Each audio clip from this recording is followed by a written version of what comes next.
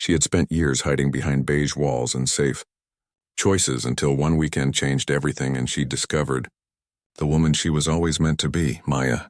Rodriguez lived her life like a perfectly organized closet.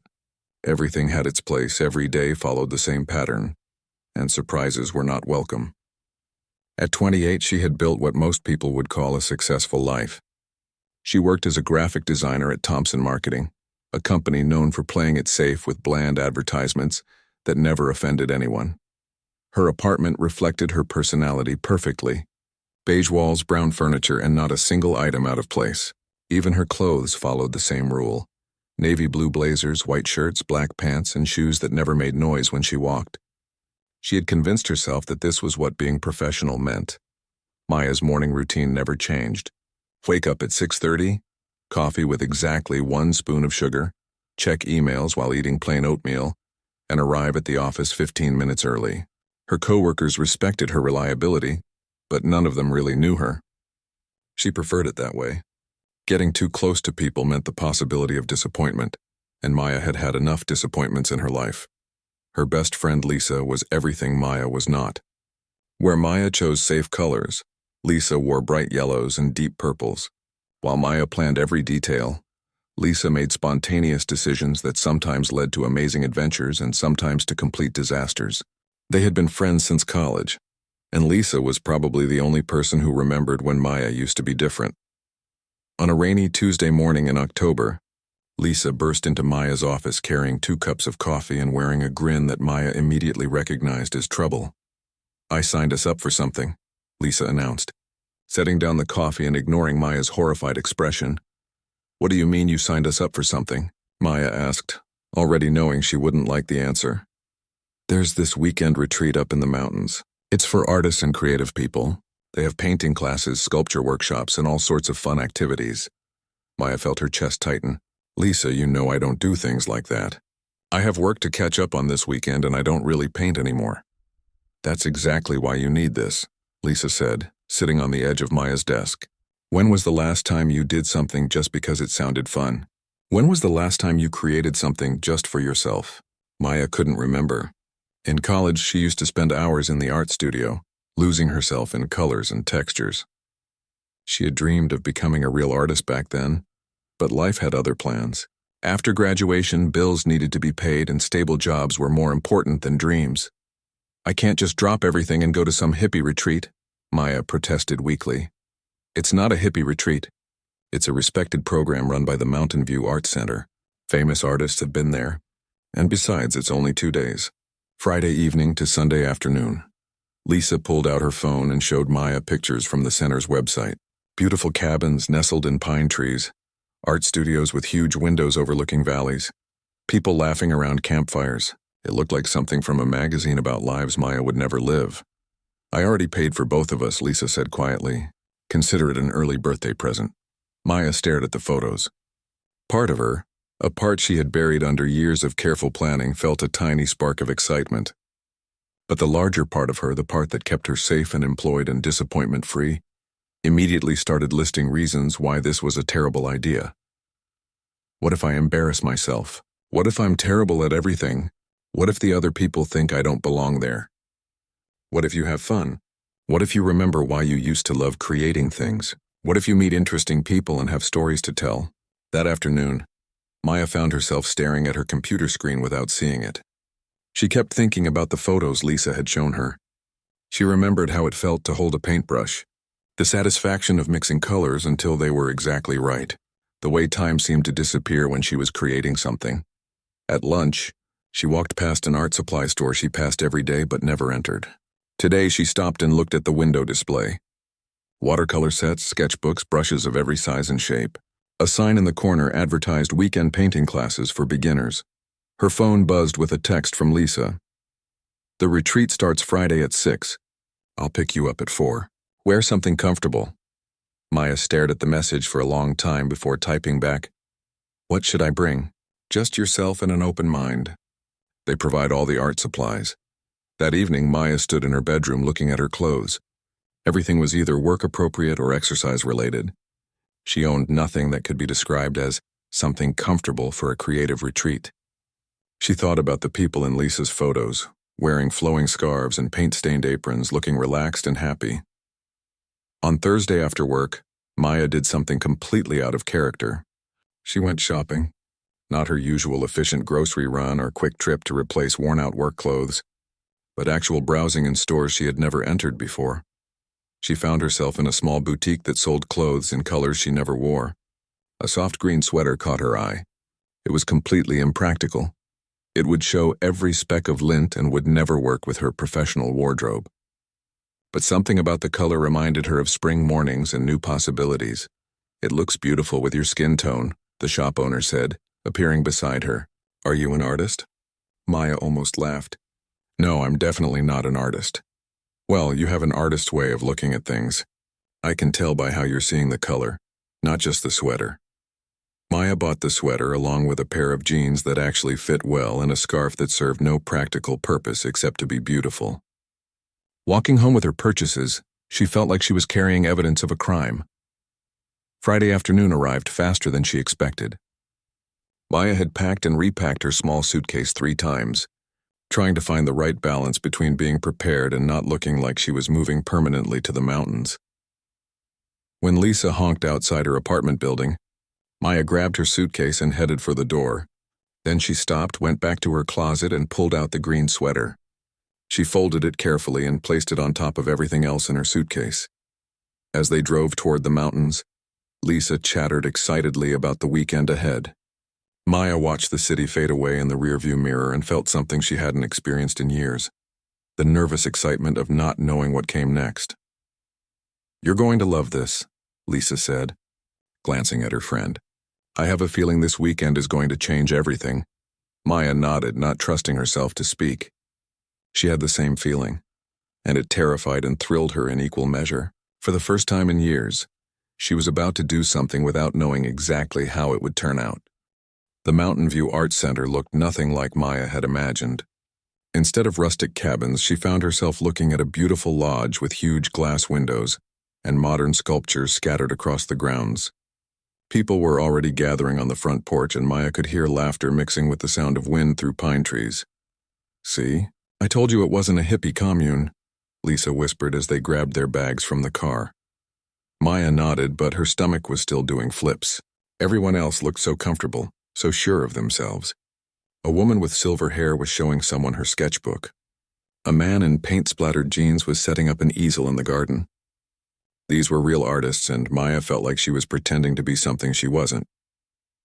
The weekend began with a welcome dinner where everyone sat at long wooden tables and introduced themselves.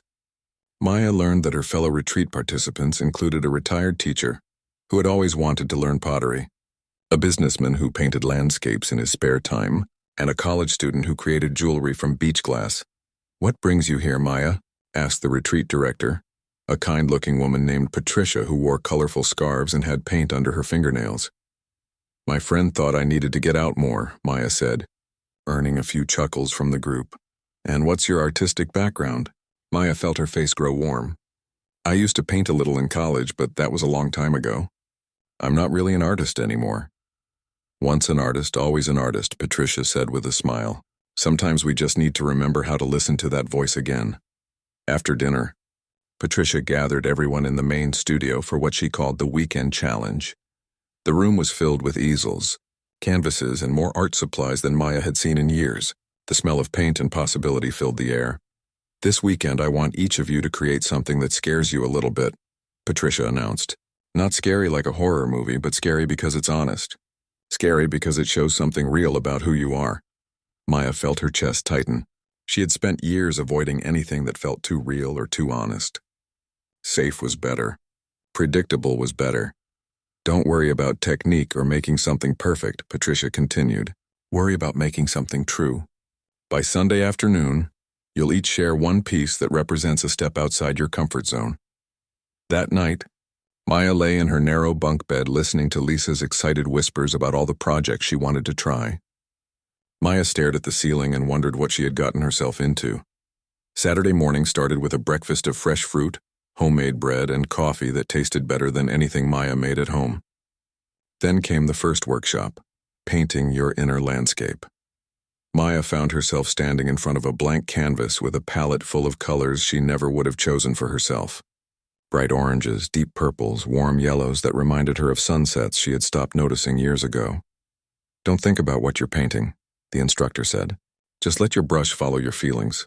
Maya dipped her brush in blue and made a tentative mark on the canvas. It felt strange and wonderful to move without a plan. She added more blue, then some green, then found herself reaching for yellow without knowing why.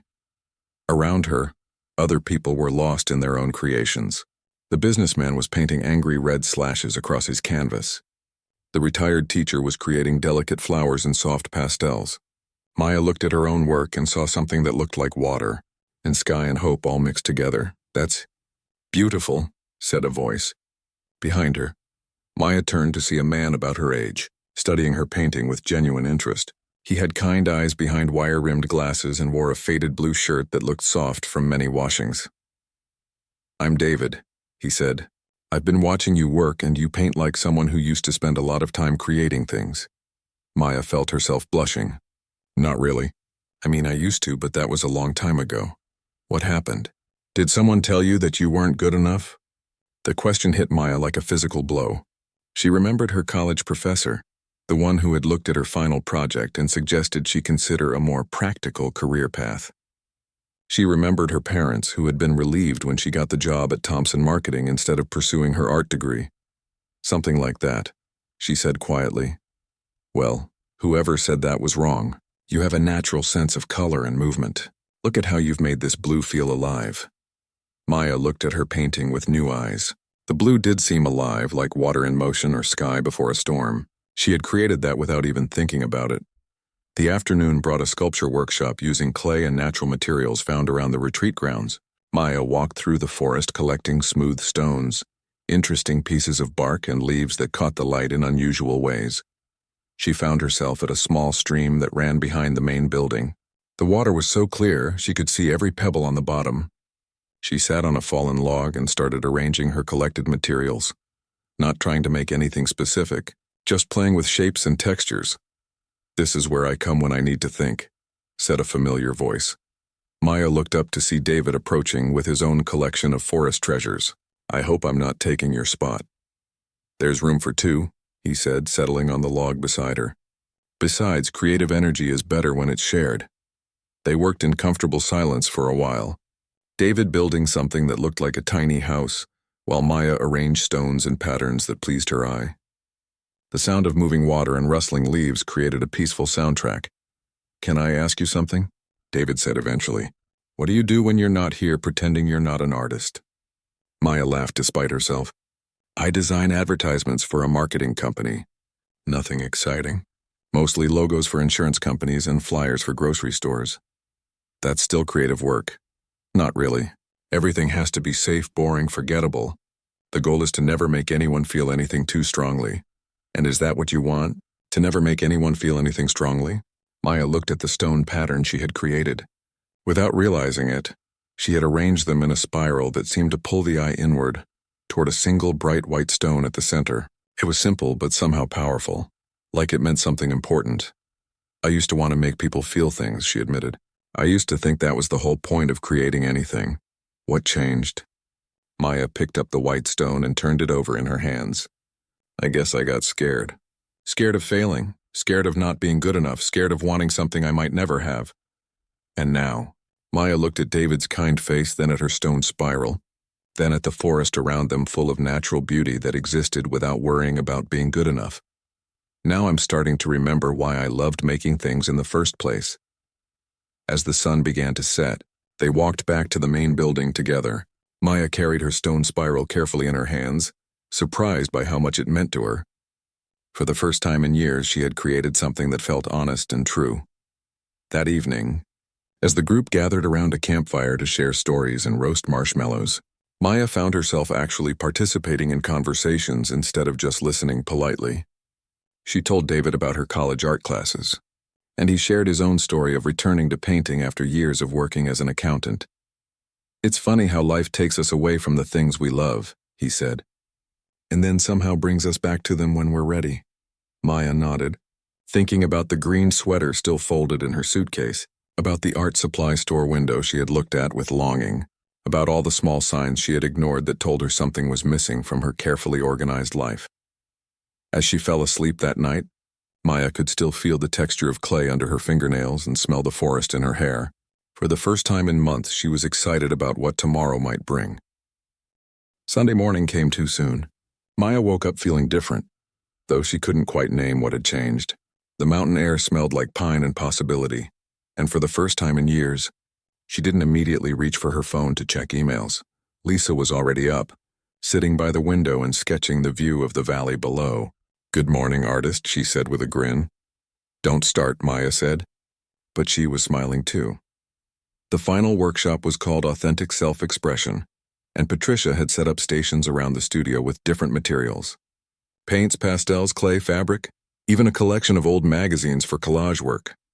"Today you're going to create your challenge piece," Patricia announced. "Remember, we're looking for honesty, not perfection. Something that shows us who you really are underneath all the layers you wear every day." Maya walked slowly around the room, feeling overwhelmed by choices. Everything seemed too bold, too revealing. She stopped in front of a mirror that Patricia had placed in one corner, surrounded by paints and brushes. "Self-portraits are always the hardest," David said, appearing beside her again. "But they're also the most honest." Maya stared at her reflection. She looked different than she had on Friday. Her hair was loose instead of pulled back in its usual tight bun. Her face seemed softer somehow, less guarded. She was wearing the green sweater she had bought on Thursday, and the color made her eyes look brighter. "I don't think I know how to paint myself," she said. "Maybe that's the point. Maybe you're supposed to discover who you are in the process." Maya picked up a brush and squeezed some paint onto a palette. She started with the background, using soft grays and blues that reminded her of morning mist. Then she began sketching her face with gentle strokes, not trying to make it perfect, just trying to capture something true. As she painted, people drifted by to watch, offering encouraging comments. The retired teacher said her use of color was fearless. The businessman said she painted like someone who understood light. Maya felt herself glowing under their praise, remembering how good it felt to be seen for her creativity instead of just her reliability. Hours passed without her noticing. She lost herself in mixing colors, in the feeling of brush against canvas, in the quiet satisfaction of creating something that hadn't existed before. When she finally stepped back, she was surprised by what she saw. The woman in the painting looked like her, but also like someone she had forgotten she could be.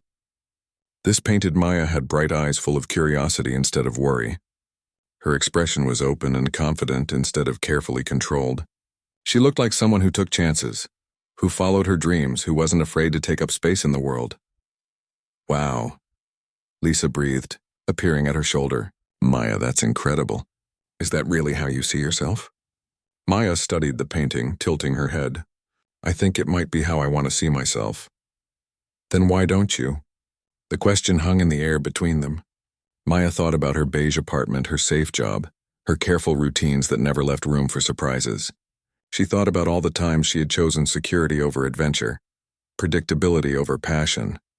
"Because it's scary," she said finally. "What if I try to be this person and I fail? What if I'm not as brave or creative as I want to be?" "What if you are?" Lisa asked gently. That afternoon, everyone gathered in the main room to share their challenge pieces. Maya watched as each person presented their work, telling the story of what they had discovered about themselves over the weekend. When her turn came, Maya carried her self-portrait to the front of the room with shaking hands. Public speaking had never been her strength, and being vulnerable in front of strangers felt terrifying. "This is me," she said simply, holding up the painting. "Or maybe it's who I used to be before I got scared. Or who I could be if I was brave enough." The room was quiet for a moment, and Maya felt heat rising in her cheeks. Then Patricia started clapping, and soon everyone was applauding. "That's exactly what this weekend was about," Patricia said. "Recognizing the person you really are underneath all the protection you've built up over the years." After the presentations, people began saying goodbye and loading their cars.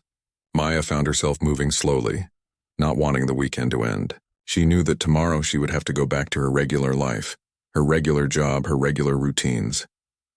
David appeared beside her as she was packing her art supplies. "Can I ask you something?" "Sure." What are you going to do with what you discovered this weekend? Maya looked at the self-portrait she had wrapped carefully in tissue paper. I don't know. Go back to work, I guess. Try to remember this feeling. That's not enough, he said gently. You can't just remember it. You have to live it. How do I do that? David pulled a business card from his wallet and handed it to her. I teach painting classes on Thursday evenings at the community center downtown. Beginning and intermediate levels. You should come.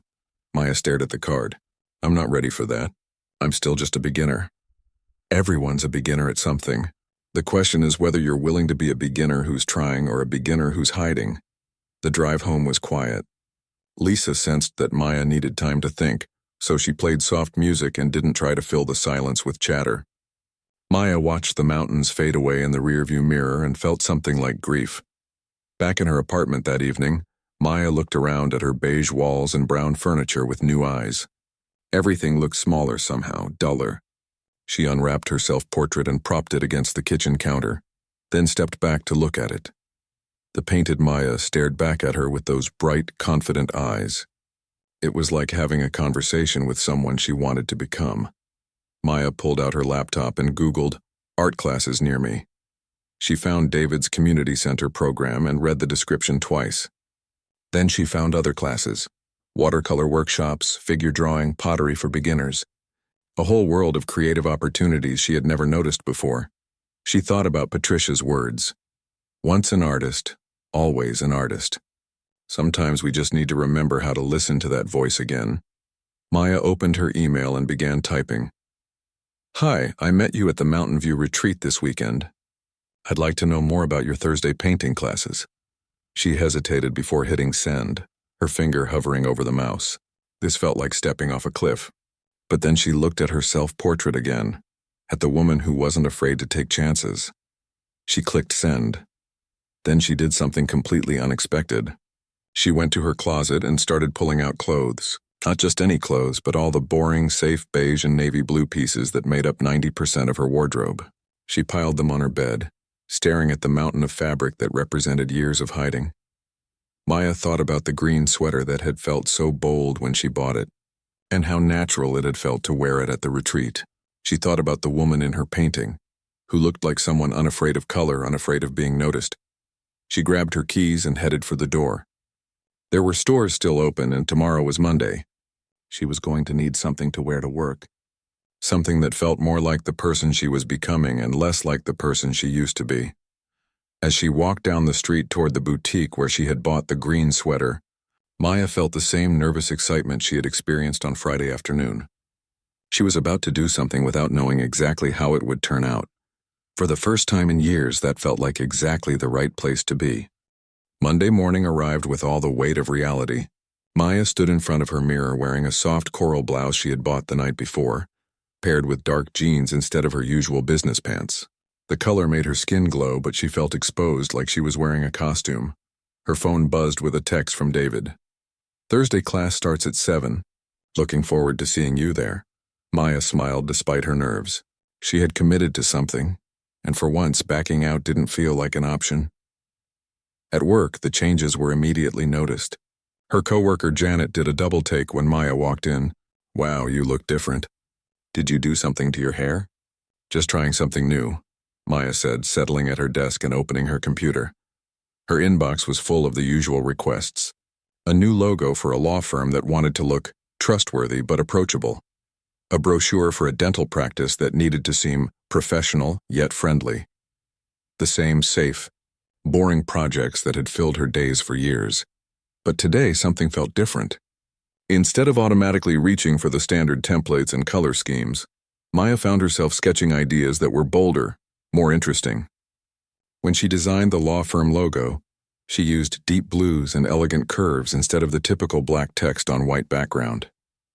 By Wednesday, Maya had completed 3 projects that felt more alive than anything she had created at work in months. Her boss, Mr. Chen, called her into his office that afternoon. I've been looking at your recent work, he said, spreading her designs across his desk. These are quite different from your usual style. Maya felt her stomach drop. Is there a problem? I can redo them if you want something more traditional. Mr. Chen studied the designs for a moment longer. Actually, I was going to say they're excellent. The dental practice client specifically asked for something that would make them stand out from other practices. This design does exactly that while still looking professional. Maya blinked in surprise. Really? Really? I'm wondering where this creative energy is coming from. Have you been taking classes or something? I went to an arts retreat over the weekend, Maya admitted. Well, whatever happened there, keep it up. I'd like you to present these concepts to the dental practice client directly. They're coming in Friday afternoon. Walking back to her desk, Maya felt like she was floating. When was the last time someone had praised her creativity instead of just her reliability? When was the last time her work had felt meaningful? Thursday evening came faster than expected. Maya changed clothes 3 times before settling on dark jeans and a soft purple sweater that made her feel both comfortable and confident. She packed a small bag with the art supplies she had bought on her shopping trip, including a sketchbook that still smelled like possibility. The community center was a converted warehouse with high ceilings and big windows. Maya followed signs through hallways decorated with local artwork until she found the right room. Through the open door, she could see easels set up in a circle and people already mixing paints on pallets. David looked up as she hesitated in the doorway, and his face broke into a warm smile. Maya, you came. I almost didn't, she admitted, stepping into the room, but you did. That's what matters. David introduced her to the other students. There was Rosa, a nurse who painted flowers in her spare time. Kevin, a college student studying engineering who loved abstract art. Helen, a grandmother who had started painting after her husband retired. Everyone was friendly and welcoming, and Maya began to relax. Tonight we're working on color theory, David announced. But not the boring technical kind. We're going to explore how colors make us feel and how we can use that in our work. He demonstrated mixing colors on his palette, showing how blue and yellow became not just green, but the green of spring grass or deep forest shadows depending on the proportions. Every color tells a story, he said. Your job is to figure out what story you want to tell. Maya set up her easel and squeezed paint onto her palette. She started with the blues that had felt so natural at the retreat, then added touches of purple and yellow. Without planning it, she began painting something that looked like the view from her apartment window at sunset. That's beautiful, Rosa said, looking over her shoulder. You really know how to capture light. Maya paused, brush in hand. Do you think so? I always worry that I'm just making a mess. Art is supposed to be a little messy, Helen said from her easel nearby. Perfect is boring. Messy is human. As the class progressed, Maya found herself lost in the rhythm of painting. She added layers of color, building depth and texture. The sunset in her painting grew more vivid, more emotional. It wasn't just a sunset anymore. It was the feeling of hope, of new beginnings, of someone looking forward instead of backward. You've really improved since the retreat, David said quietly, appearing beside her easel. It doesn't feel like work when I'm doing it, Maya said, surprised by her own words. At my job, everything is so calculated, so careful. This feels like breathing. That's exactly what art should feel like. After class, David walked Maya to her car. The night air was cool and full of stars she rarely noticed in the city. Can I ask you something? He said as they reached her car. Sure. What would you do if you weren't afraid? If money wasn't an issue and failure wasn't possible? Maya thought about it, really thought about it. I think I'd paint. Maybe teach art to kids or work for a nonprofit that brings art to communities that can't afford it. Something that matters. Those are beautiful dreams, and they're just dreams, though. I have bills to pay, responsibilities.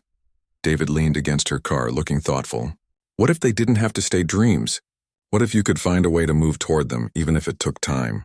Friday afternoon's client meeting went better than Maya had ever imagined. Dr. Peterson, the dentist, loved her design so much that he asked if she could create materials for his entire practice. More importantly, he asked if she had a portfolio of other work he could see. I'm actually just getting back into art, Maya said honestly, but I'd love to show you what I'm working on. That weekend, Maya did something that would have terrified her just 2 weeks earlier. She set up a corner of her apartment as a small art studio. She moved furniture, hung her self-portrait from the retreat on the wall, and arranged her new art supplies on a small table by the window. Saturday afternoon, she called Lisa. Want to come over? I want to show you something. When Lisa arrived, she stopped in the doorway of Maya's apartment and stared. What happened to your beige and brown color scheme? Maya looked around her living room, seeing it through Lisa's eyes. She had added colorful throw pillows, hung 3 small paintings she had created during the week, and replaced her heavy brown curtains with light, flowing ones that let in more natural light. "I guess I decided I was tired of living in a waiting room," Maya said. Lisa walked over to Maya's new art corner and picked up the sketchbook lying open on the table. It was filled with studies of light and shadow, quick sketches of people at coffee shops, color experiments that looked like abstract emotions. "Maya, these are incredible. When did you do all this?" "This week. I've been carrying the sketchbook everywhere, drawing whenever I have a few minutes. It's like I can't stop myself." Lisa sat down heavily on the couch, still holding the sketchbook. "I feel like I'm meeting you for the first time. This is who you were in college before you got scared." Maya sat beside her friend, looking at her own sketches. "I think this is who I've always been. I just forgot for a while. So what happens now?" Maya thought about David's question from the night before. What would she do if she weren't afraid? She thought about Dr. Peterson's enthusiasm for her work, about the joy she felt every Thursday evening in art class, about the self-portrait that stared at her every morning with confident, fearless eyes. "I don't know exactly," she said slowly, "but I think I'm going to find out." That evening, Maya stood in front of her bathroom mirror getting ready for bed. She was wearing a soft pink pajama set she had bought on impulse, another small rebellion against her old wardrobe of practical gray sleepwear. As she brushed her teeth, she caught her own eye in the mirror and smiled. The woman looking back at her looked like someone who was becoming comfortable with taking up space, with being seen, with mattering. She thought about the question she was planning to ask David at next week's art class. She had been thinking about it all week, practicing the words in her head. It was a bold question, the kind she never would have asked before the retreat. Maya turned off the bathroom light and walked to her bedroom, where moonlight streamed through her new curtains and illuminated the self-portrait hanging on the wall. The painted Maya seemed to nod approval. Tomorrow, she decided, she was going to start planning the next brave thing, whatever that turned out to be. 3 months later, Maya stood in front of the bathroom mirror in her apartment, getting ready for the biggest night of her life.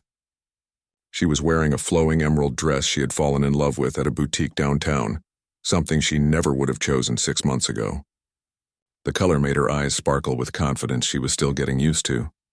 Tonight was the opening night of her first solo art exhibition. The journey to this moment hadn't been easy or straightforward.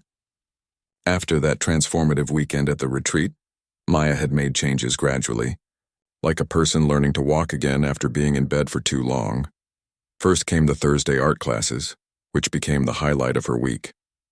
David proved to be not just a skilled teacher but a patient friend who encouraged her to push beyond her comfort zone. Under his guidance, Maya's painting evolved from tentative experiments to bold expressions of emotion and light.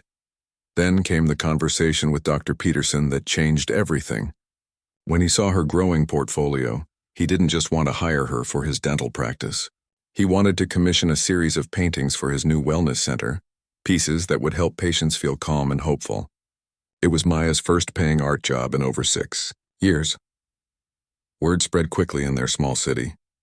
Dr. Peterson recommended her to other business owners who wanted something more personal than generic office art. Maya started getting commissioned to paint murals for a children's library, portraits for anniversary gifts, and landscapes for a meditation center. Each project built her confidence and her savings account. By the second month, she was earning almost as much from her art as she made at Thompson Marketing. By the third month, she was earning more. The decision to leave her marketing job had terrified her. Mr. Chen had been understanding, even asking if she would consider doing freelance design work for special projects. Maya agreed, knowing it would provide some financial security while she built her art career. But tonight wasn't about any of those individual successes. Tonight was about something bigger. 3 weeks ago, Patricia from the Mountain View Art Center had called with an unexpected offer. The center had a small gallery space, and they wanted to feature Maya's work in a month-long exhibition called Finding Your Voice, Artists Who Discovered Themselves Later in Life. "Your story is inspiring," Patricia had said over the phone. "You represent so many people who gave up on their creative dreams but found the courage to reclaim them." Maya had said yes immediately, then spent the rest of the day in happy panic about what she had committed to. Now, as she put on the silver earrings Lisa had given her for luck. Maya thought about how much had changed since that Friday afternoon when Lisa dragged her to the retreat. Her apartment was now filled with color and light. Her closet contained clothes that made her feel beautiful instead of invisible. Her days were spent creating instead of just completing tasks. But more than any of that, Maya felt like herself again. The woman in the mirror looked like someone who belonged in the world, someone with something valuable to offer. Her phone buzzed with messages of encouragement. Lisa, who had become Maya's biggest champion and unofficial art career manager. Her parents, who had been skeptical at first but were now telling everyone about their daughter, the artist. Even Mr. Chen, who had promised to attend the opening. The message that made her smile most was from David. "Can't wait to see you shine tonight. You've got this." Maya grabbed her purse and headed for the door, then stopped and went back to look at the self-portrait from the retreat, which now hung in a place of honor above her couch. The painted Maya looked back at her with those bright, confident eyes that had once seemed like such an impossible dream.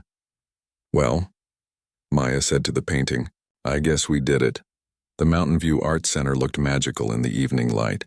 Soft spotlights illuminated Maya's paintings and gentle music played while people wandered through the gallery space. Maya watched from a corner as strangers studied her work, some nodding appreciatively, others standing quietly as if the paintings were speaking to them. Nervous? David appeared beside her, looking handsome in a dark suit that brought out his eyes. Terrified, Maya admitted, but the good kind of terrified. The kind that means you're doing something that matters. Exactly, Patricia called for attention, and the buzz of conversation quieted. "Ladies and gentlemen, I'd like you to meet the artist whose work you're admiring tonight." 6 months ago, Maya Rodriguez thought her artistic days were behind her. Tonight, she's here to prove that it's never too late to rediscover who you're meant to be. Maya stepped forward, her heart pounding. 6 months ago, the thought of speaking to a room full of people about her art would have sent her running. Tonight, she looked out at the faces looking back at her and felt ready. "When I came to the Mountain View retreat in October, I thought I was just taking a weekend break from my regular life," she began. "I didn't realize I was actually meeting the person I was always supposed to be." She talked about fear and courage, about the difference between being safe and being alive. She talked about the moment she realized that the scariest thing wasn't failure, but spending her whole life wondering what might have been possible. "Every painting in this room represents a moment when I chose to be brave instead of careful," she said, gesturing to the walls around them. "Some turned out exactly as I hoped. Others surprised me completely. But all of them taught me something about who I am when I'm not afraid to be seen." When she finished speaking, the applause felt warm and genuine. People approached to ask about specific paintings, to share their own stories of creative dreams deferred and rediscovered. An older woman with kind eyes stopped in front of Maya's largest painting, a vibrant sunset scene that seemed to glow from within. "This one speaks to me," she said. "It reminds me that every day is a chance to start over." "That's exactly what I was trying to capture," Maya said, surprised by how natural it felt to talk about her artistic intentions. "I used to paint watercolors," the woman continued. "Stopped when my kids were born, never picked it up again. Looking at your work makes me think maybe it's not too late." "It's never too late," Maya said, echoing Patricia's words from months ago. "Trust me on that one." As the evening wound down, Maya found herself standing next to David in front of her self-portrait from the retreat, which held the central position in the exhibition. "Do you remember when you painted this?" he asked, every detail. "I was so scared that day, convinced I had no idea what I was doing." And now, Maya looked at the painting, then around the gallery at the other work she had created in the months since. Each one told part of the story of her transformation, from tentative experiments to bold statements of artistic vision. "Now I think maybe not knowing what you're doing is the best place to start," she said. "It leaves room for surprises." David smiled and took her hand. "Speaking of surprises, I have something to ask you." Maya's heart skipped, though she wasn't sure why. "The community center wants to expand their art programs. They've asked me to coordinate a series of workshops for people who want to explore their creativity." I immediately thought of you. "Me? But David, I'm still learning myself." "That's exactly why you'd be perfect. You understand what it feels like to be scared and uncertain. You know how to encourage people to take that first brave step." Maya thought about the woman who had admired her sunset painting, about all the people who had shared similar stories throughout the evening. Maybe her journey wasn't just about finding herself. Maybe it was also about helping others find themselves. "I'd love to," she said. As the last guest left and Patricia began turning off the lights, Maya walked through the gallery one more time. Her paintings looked different now, like old friends she was seeing in a new light. Each one represented a moment of courage, a choice to trust herself instead of her fears. David waited by the door, and together they walked out into the cool night air. The stars were unusually bright, and Maya tilted her head back to look at them. "You know what's funny?" she said as they reached her car. "What? 6 months ago, I would have been planning exactly how to get back to my safe, predictable life after tonight. Now I'm excited to see what happens next, even though I have no idea what that might be." David laughed. "I think that's called living." "I think you're right." As Maya drove home through the quiet streets, she thought about the question that had started this whole journey. Lisa had asked her when she was last excited about something without knowing how it would turn out. Tonight, Maya realized she was excited about tomorrow and the day after that, and all the unknown days stretching ahead of her. She was excited about the art she hadn't painted yet, the people she hadn't met, the versions of herself she hadn't discovered. Back in her apartment, Maya hung her purse on the hook by the door and kicked off her shoes. She walked to her art corner, where a blank canvas waited on her easel. Tomorrow she would start something new. She didn't know what it would be yet, but that was the best part. Maya smiled as she turned off the lights, thinking about the woman she had been 6 months ago and the woman she was becoming. The scared, careful person who had reluctantly agreed to go to an arts retreat felt like someone she had known in another lifetime. As she got ready for bed, Maya caught her reflection in the bathroom mirror one last time. The